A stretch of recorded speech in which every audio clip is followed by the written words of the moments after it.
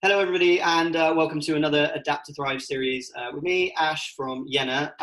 Today we have Alicia Teagle, who is not only an old friend of mine, but also the awesome founder and director of SR2 Recruitment Solutions in Bristol. I'm not going to do you the disjustice of introducing you in the way I probably would to friends, or introducing your business, because I don't want to undermine it. So please, Alicia, if you could just introduce yourself and tell us a little bit about what SR2 does. I'm probably going to change my title because it's not quite correct. I think the boys would shoot me. Sure. I'm one of the four co-founders of the brilliant and fabulous SR2, which stands for Socially Responsible Recruitment. We are a 2.5-year-old tech startup in Bristol, hiring quite heavily around the southwest, but now in London a lot as well. I started something called Bristol Technology Volunteers, founder of Women Rock, and organizer of Code Bar. I miss saying I'm one of the hosts at Jena, but I'm not anymore. I've stood down. But yeah, in short, that's it. We've grown to a team of 21 in 2.5 years, and I miss them all a lot. But yeah, that's us in short. So yeah, I think it goes without saying you guys are growing really, really fast. I know recruitment, if done properly, can do that, but it's never not kind of remarkable to me when, you know, remembering just over 2 years ago, you kind of mentioning you were starting something up with some good friends of yours and obviously co-founders now, and to see what you've turned it into in such a short space of time is pretty bonkers. How is, aside from all of the other stuff that we'll get into talking about in a second, how has that gone for you? Have you got like any crazy tips on how to grow a company that big in that time? You've got a great culture, you've got great clients. What are the key differentiators? I think it's like I could not have done this on my own. Chris couldn't have done it on his own, nor could Nath or Steve. So I think all four of us coming together, and Chris brought all four of us together, and we've all got different values that we can add, from being experienced recruiters, but then having different ideas. And I think us four coming together has been the main reason for our success and our USP. Like I've been in recruitment, this is my 7th year now, and like between just me and the boys itself, it's like 24 years. We wanted to change recruitment. Like, we've been in a big corporate company where we've all been very successful in recruitment, but we were surrounded by the big corporate bubble that no one knew who we were. We were doing great recruitment. We weren't one of these typical boys clubs recruitment beeps. We've always done recruitment well, but it was just about really showcasing that and sticking to our USPs, and providing value that's above and beyond just putting a CV, flicking a CV at the wall and hoping it sticks. We wanted to do so much more to make the job enjoyable, but that we've always been about, and being decent human beings, I think is another big thing. But always been about doing recruitment well, because when you do it well, it's amazing. I love my job. Well, you love your job and you love all the other things that you do. That list that you went through then was just pretty bonkers, and I'm always kind of like in awe of how you even find time to have a life, because you're doing recruitment, you're doing like 14 other community projects at the same time, you're helping more women get into tech and coding, you're giving back to charity, you know, you hosted our events for longer than most people do, and so there's like a whole lot of stuff that you're doing while still managing to build the company in a pretty crazy way. So getting into, you know, what's happening right now and being super topical, how does that change as soon as you hear about coronavirus? I presume it's lockdown happens and things change. How does SR2 and how do you personally react to that? Well, we're in Runway East, which is obviously a building full of predominantly tech startups and scale ups. So it's as well a building full of people. So the first thing Runway East were doing is, right, we're shutting down. And I know Chris won't mind me saying that day, Monday, because what is it, about a month ago today, probably 4 weeks ago, Chris cried on the way home. And I did exactly the same, because I think you've built up something so amazing. Like we came off our best month, not only finding people jobs, but our billings, our biggest ever contract book which was crazy for any startup to be doing the numbers that we're doing. Well, any recruitment company to be doing the numbers we're doing, let alone a 2-year-old startup. To then it go in lockdown, everyone work from home, and not having a bloody clue about what tomorrow is going to bring. So I think it was just complete emotion for a couple of days, just being scared, nervous, sad, there's a whole load of emotions, and also dealing with their personal life of friends, family, everyone who's also going in the same boat. And but I think that's the thing, is everyone has been in the same boat, which has made it like a little bit better, because everyone understands, whoever you speak to, and I'm speaking to still 20-30 people a day, they're all in the same boat. So I've managed to still have that connection with people that, yeah, we're all in this together, basically, whether it's SR2 or everyone at Lloyd's, for example. Yeah, I think what's happening right now is it's humanizing things. We were having that conversation the other day with somebody who was saying that, right now, ivory towers of offices don't exist. Everybody's on a level playing field, and the person you might see in a really expensive suit in an office in Canary Wharf is probably just at home. And yes, still their nice home, but in the office at their nice home with their, if you watch the news, their small child bursting into the room and interrupting. And that just, it becomes more endearing and everybody becomes more human. On the human side, how are you handling things kind of personally, if you don't mind me asking? It's been hard. I unfortunately lost my nan last week or the week before. I felt I was going to cry then, but I'm not going to cry. Sorry. That's okay. And she was 89. She had good innings, but I think it really brought the virus to life, the fact that she was completely on her own. And we've got a funeral next week, and it's just me, my mum, my uncle, my sister. So we're not getting to do the send off that she deserves. No. But also, she probably wouldn't have wanted it anyway. She was very simple. She was in the kitchen cooking her sausage rolls and wouldn't have wanted anything fancy anyway. So, but bless her, I would love to have given her a last kiss. But that's life, and yeah. So it's been like things like that, but also my first week working from home, and I've never been a at-home person. I mean, we offer 1 day a week remote working for our experienced people, but no one really takes it unless, I mean, Steve's got a little one, so he takes it quite a lot, but I've never done it too much, like maybe once a month, because I love the buzz. We're a sales office at the end of the day, and I love working with who I work with. So I think adapting to that at home. I didn't have a home office a month ago. I was working on the kitchen table straight away. A week after, I set up, got rid of everything in the spare room apart from my wardrobe. And I've got a desk, I've got my 2 screens, I've got absolutely everything. I mean, you don't want to see the desk, because I mean, these are what I like to do. My post-it notes. It's mental.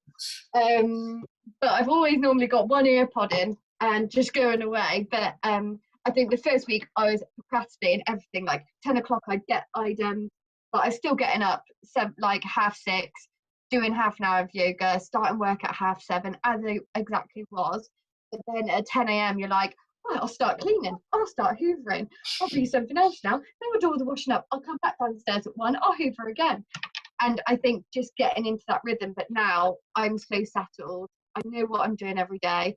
God, I miss people. But I'm kind of liking being a house cat at the moment. I'm not going to lie. House cat. That was my cat. I'm not a cat. It's a bloody rabbit. I'm a house rabbit. House rabbits, house cats. I've seen them all at the moment, and more on Zoom. But no, I like it, and yeah, I love the honesty. So thanks for sharing that about the family situation, and yeah, that means a lot. But I haven't worn makeup for a month, and I'm loving it. Me either. 1 month.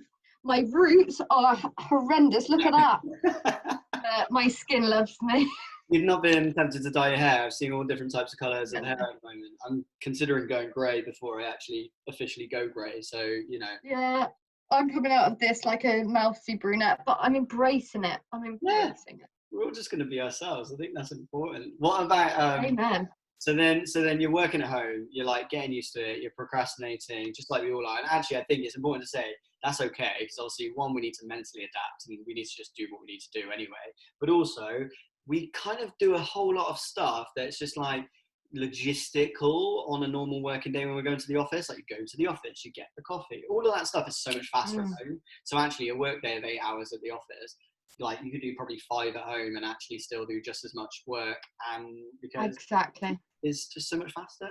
So I think that's all okay. But then, like, as a team, how do you manage that? So have you changed at all, apart from just sending people to work at home? Like, are you using different tools? Have you changed anything operationally? Have you done anything, good, bad, crazy? What's happening? So yeah, the first week obviously we had everyone working from home, and I think we were doing a lot of check-ins, like maybe a bit too much, but I think that was just us thinking, oh my god, we need to check in with everyone, morning, lunchtime, afternoon, evening. And I think it all just got like, we don't talk that much, like check in with people because we talk all day, but check in with people in the office. And why we're doing it at home is, and they're like half an hour it comes to, when you're all doing it together, like one team, another team, and another team. It does take like half an hour, 45 minutes. Doing it 4 times a day, it was just ridiculous. But I think that's just making sure that everyone's all right all the time. Are they getting on okay? But also, everyone's got different markets, so catching up, right? Is Berlin still recruiting, for example? Is embedded engineering still recruiting? Is software development recruiting? So it just went into a big spiral of conversation, unnecessary conversations, which I think probably a lot of people have been guilty for, just unnecessary meetings that didn't need to happen. But as of, yeah, that was probably for our first week, and we decided to furlough half the team. Some of them for their own good, who just aren't getting on very well working from home, for their own mental health, which are amazing recruiters we know would have been great and picked this up, but just wasn't right for them sort of mentally. So gave a lot of people the option, and then some of the other junior recruiters, we sort of said that when you can have an opportunity to have potentially 3 weeks off paid, we're topping up all of our guys by 20%, so they're getting their complete full pay. But then it's left all of us picking up everything, and we're like, oh, but it's all good. But yeah, I think we're using tools. We're doing virtual meetups for like Southwest Lit, for PHP Southwest, for Southwest Test, Wales Test. I'm doing our code bar workshop tomorrow, the first one. We're doing it via Discord. I've got 36 students coming to learn how to code virtually online. It's going to be mental, but can't wait. And then still being really social as well, like online, and just telling people this is what's happening, being honest, and just saying, yeah, this is what's going on in our world. And always here to chat, basically. But yeah, in short, it's been mad, but we've settled in now, but it's taken a good, like last week was definitely like a proper week, or maybe the week before. Yeah, it took a couple of weeks, and then obviously 1 week, and then the second week was furlough, and then the rest of us just kind of business as usual. And we do a conference call every single Friday, at the end of every day, all of us telling us about a day. But then all the team, I've got to say, we do one workout a week online, and then we do something fun on a Friday. So we did pub quiz, but then we got bored of the quizzes. So then Sophie's a DJ. We call her Sophie Esther, which is software development and test, weird. And she's been doing live DJ sets, which has been cool. But we're still on WhatsApp chatting every day. I mean, can't bloody get rid of them, to be honest. Yeah, I think that's the thing. You've gone through, I think, the experience that a lot of people have and will be able to relate to, like the over communication because you think maybe that's the right thing to do, and then taking that back in steps and steps as we discover actually it's a bit too much, and settling into a routine. And then, as you said, just as other people said, and definitely happened for me, which was, after bank holiday weekend, last week was the first proper week that felt productive. I feel like in the UK, the bank holiday weekend was just a nice reset. It was like, okay, I have 4 days that are officially days off, get your mind right, and then get back working. And then on Tuesday, I did more work, and I did all my week's work basically on that Tuesday. Still had 3 days left to do it, and I was like, okay, maybe 4-day work weeks could even be a thing at some point. So yeah, it's and what I love about you and SR2 is the candidness and the honesty all the time, like talking about the furloughing, but also the purpose and the wanting to give in topping them up where possible too, and making sure that people are having the opportunity to have the time off and still be looked after. And then the meetings sound great too. We don't have a resident DJ, but I'm sure I can turn my hand to it, or we'll get DJ. That's my DJ. That's you being DJs. What about from here then? So what's next? What, like, have you got a plan? Do you know what you're doing? You're just continuing, just like most of us are. Are you making any bets, or and also, I guess here's a real piece of insider information: are people still recruiting? How are things affecting the business? First of all, we've got my best friend Siobhan. She's got a sweepstake of when we're going to get out of this, and I think we're on about 200 quid at the moment. I've got the 1st of June, so I'm the first in, so I'm buzzing about that. Do you know what? Interestingly, I'm going to say his name wrong. Is his name Tom, the founder of Ultraleap? Tom, yeah, Tom Carter, yeah. Yeah. So he just put a really interesting thing out on Twitter, actually, literally just before this call. I tweeted it, which was all about predictions and looking at the next 1 to 2 years rather than just reacting on what's happening right now. And I'm halfway through it. I want to read the Bill Gates thing, but I mean, honestly, like 6 weeks ago, we had 4 potential hires, like recruiters for SR2, who were just amazing, and we'd love to have hired them, but we couldn't. But they're all on hold waiting for us, and they're still working like at their recruitment company. But that's going to be really exciting when we get to hire new people. But again, it's been a bit of a shitter that we had really good people and we can't hire them. But people are still recruiting, yes. I'd say about 90% of my clients have put things on hold, which I completely understand. I've had some companies which have shut down offices, which I've been absolutely gobsmacked about, and more than anything, like really upset for the staff, because there's some people that I've placed and that I've worked with for a really long time. So, but then that's the difficult thing. Right now, I think a stat was in Bristol, there was 36 jobs for one developer, okay? And now it feels like it's going to turn the other way around, because I'm getting so many good people that I would usually go, and I call people that are really good a shebanger. That's my word. Okay. When a good developer comes up, I'm like, oh my God, they're a shebanger. Don't know where it's come from. So they're going to be like even like a female Golang developer who's moving from London to Bristol. Like that never happens. She's amazing. I need to find her a job, but it's also I can only help so many people. So we're getting a lot of people right now coming to us that have been within our network. Can you find me a job? Can you do this? That have been furloughed, that are worried, that and we can't help everyone. Like, and that's like something that's really stressing me, because I like to help everyone, and I know, and I need to say I can't help everyone because I still need to make money for the business. But we work a lot with consultancies like that are on site at HMRC. For example, HMRC are obviously doing some crazy stuff. So we've still got a few clients that are recruiting, but we've lost a lot of contractors, which is understandable. So it's just about doing the minimum, like keeping our money where we need to just make sure that our overheads are covered, and then anything else is a bonus. But we're all working bloody hard to make sure that's happening. But so far, we're okay. But what's next? I mean, who bloody knows, really? No one knows, do they? No. I'm going to turn into a big house pig instead of a house cat, because I can't stop eating cereal and cake and crisps and cheese. Oh, I love cheese. I'm eating so much cheese. I don't think I've shopped as much, in responsible ways, obviously. Like, I'm going out basically once a week, but I don't think I've shopped as much as I've had before. And it's just because you're at home more often, and you're not buying stuff in the office and bringing it in. And so then you're snacking. And I also don't think I've ever run as consistently, which is good, because knowing how fat I'm getting is making me exercise more. So that's awesome in turn. Oh yeah, I've been doing my exercise every day exercise. I have been nominated so many 5Ks, but I've got very bad arthritis and my knees just don't give in. And I'm not doing this down a drink challenge. No way. No. But yeah, I just need to stop eating. But I put myself on a diet last week and said, Alicia, because I'm used to doing about 15,000 steps a day, and my average is now 4,500, even still walking the dog. I'm still working. Like, I'm doing about 4.5 steps a day. Like that's literally it. Yeah, but I'm averaging like 15,000 used to be before this.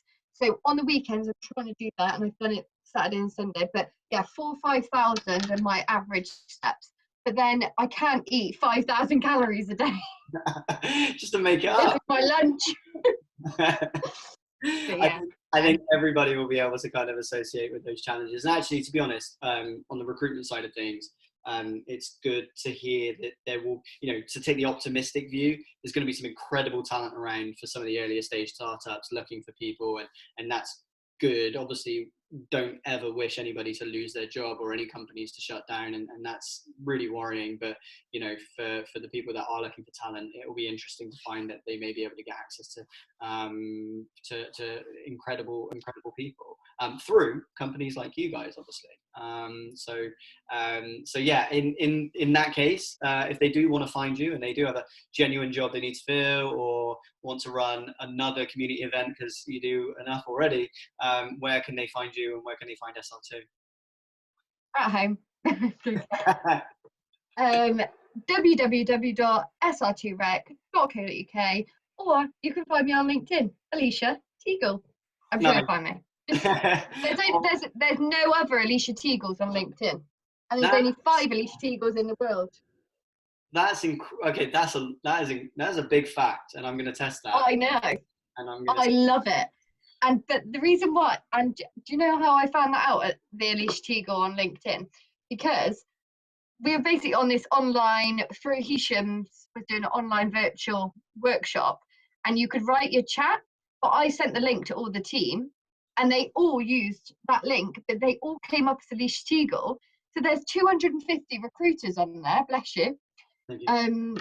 250 recruiters on there, and they're all asking questions. I look like the busiest fucker ever. Just saying, Alicia Teagle asked this, Alicia Teagle, and after question, I have to say, mate, I didn't ask 35 questions in that online virtual workshop. It was all my team asking questions, but all coming up as me. But I was on LinkedIn saying, shit, has another Alicia Teagle. They're going to think it's me, and they're going to write something really bad, inappropriate. People are going to think it's me. So I was like looking, thinking, who's a recruiter called Alicia Teagle? Well, I think 5:35. I think if there's anything that's, I didn't mean to swear then. I haven't swore for so long. I just felt like it was needed, It's part of the personal brand, right? You're good with it. Plus, it's on brand for us anyway. We're fine. We're not anti-swear. We're not pro. We're just neutral. We're kind of Switzerland in these things. So just be you. But I think, yeah, as I say, five Teagles, 35 Teagles. I think everybody can agree there's probably just only one. That's nice, isn't it?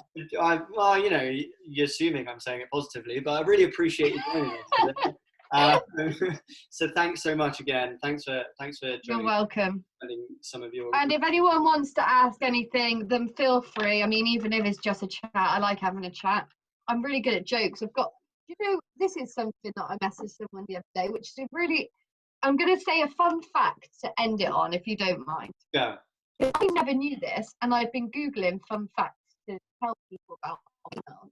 Instead of, hi, hope you're well, boring. Don't say hope you're well, because you don't really hope they're well, do you? I've been doing fun facts every day, and my fun fact today was, what is the longest word in the English language with all letters in alphabetical order? Oh, it's a great one, but I'm going to leave it there. I'm going to have my orange now. Comment if you know the answer. Comment, and then the person with the right answer first. I'll give £5 to. Alicia will give £5 to. There you go, done. And I'll send you an orange. £5 and an orange. That is an absolute bargain. So on that note, and on that incredible factual question that we're waiting on answers for, we'll wrap up. But thank you so much for joining us today, Alicia. Thank you everybody You're welcome for joining us. And you can catch us on another episode of Adapt to Thrive very soon. And we'll see you then.